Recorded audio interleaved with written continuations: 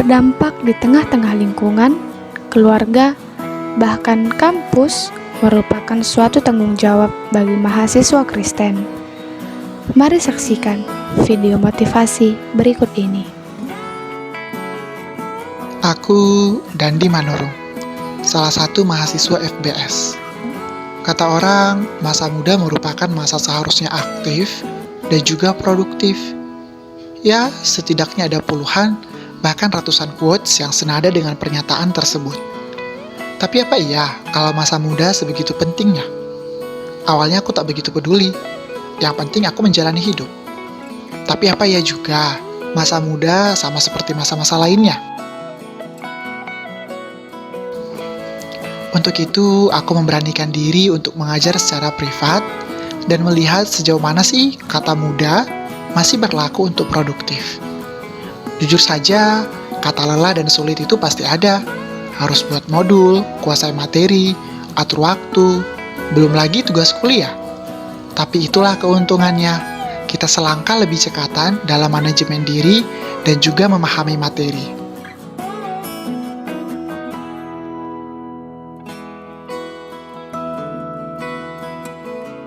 Aku Arsyaila, mahasiswi FBS jurusan Pendidikan Bahasa Inggris.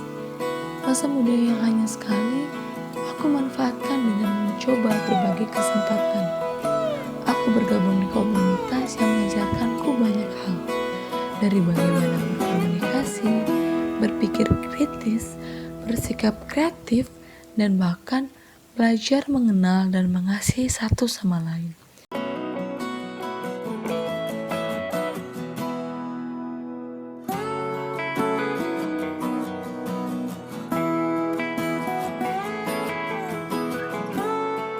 Tak hanya sebagai wadah belajar, bergabung di komunitas memberikanku kesempatan untuk dapat menjadi manfaat bagi sesama.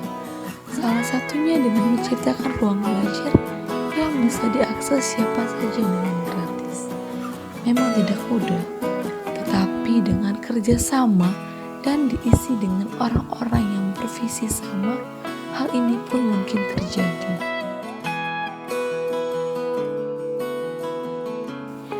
Tak henti di situ, aku terus mencari kegiatan positif lainnya. Aku pun mulai mengajar private. Mengajar tatap muka di masa saat ini tidaklah mudah. Aku harus benar-benar menjaga diri dan adik-adik yang kuajar. Bagiku, mengajar bukan hanya tentang menggapai ilmu begitu saja kepada mereka yang diajarkan, tetapi bagaimana aku mau terus belajar untuk mereka yang menerima ilmu. Waktu luangku yang mungkin bisa kugunakan untuk rebahan, scrolling sosial media, kupangkas untuk belajar dan mengajar.